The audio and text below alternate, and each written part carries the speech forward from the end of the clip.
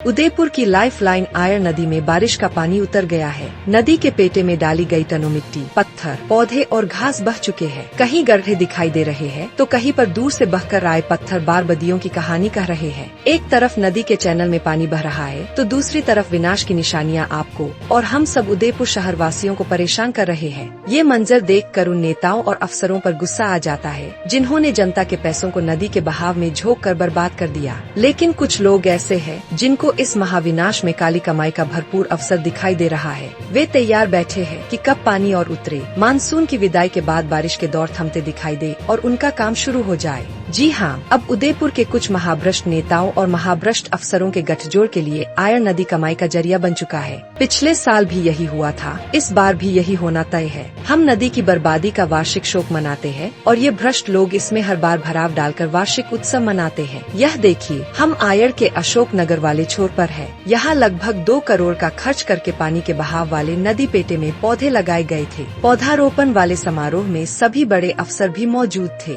लेकिन तरस आता है उन अफसरों की पढ़ाई और नेताओं के आगे हाथ जोड़कर चरण वंदना करने वाली लाचारी पर। सबकी सोच पर पत्थर पड़ गए और सबने मिलकर आयर में सैकड़ों पौधों की हत्या की पटकथा खुद अपने हाथों से लिख दी। आयर नदी में केवल एक दिन पानी के बहाव ने ये मंजर दिखाए हैं। अगर कभी फिर से तेज बारिश का दौर चला तो फिर से 75 करोड़ के विकास के कामों के बचे हुए अवशेषों का भी बहना तय है। खास बात ये हो रही है कि उदयपुर की जनता बार बार गुहार कर रही है कि नदी को नदी रहने दो, नाला मत बनाओ, उसके साथ प्रयोग मत करो। मगर हमारे ढीठ नेता और भ्रष्ट अफसर किसी भी भक्ति में ऐसे तल्लीन हो गए हैं कि पब्लिक ओपिनियन की लगातार अनदेखी कर रहे हैं। हमारा मानना है कि अब नेताओं के आगे हाथ जोड़कर निवेदन का वक्त बीत गया है। हर साल की आयर के पेटे में विकास के कामों के नाम पर धन कमाने की ये नौटंकी अब बंद होनी चाहिए। अब निवेदन नहीं, हाथों हाथ जवाब मांगने का समय आ गया है। भ्रष्टाचारियों, आयर छोड़ो मुहिम में आप भी हिस्सेदार बनकर जिम्मेदार नागरिक होने का एहसास करवा सकते हैं। इसके लिए आपको खुली आंखों से दिख रहे आयर की बर्बादियों के सबूतों को अपने कैमरे में कैद कर हमें भेजना होगा। याद रखिए, मरती हुई और मुक्ति की भीख मांगती हुई आयर की चीखें यदि हमने आज नहीं सुनी तो कल प्रकृति भी हमारी चीखें नहीं सुनने वाली है।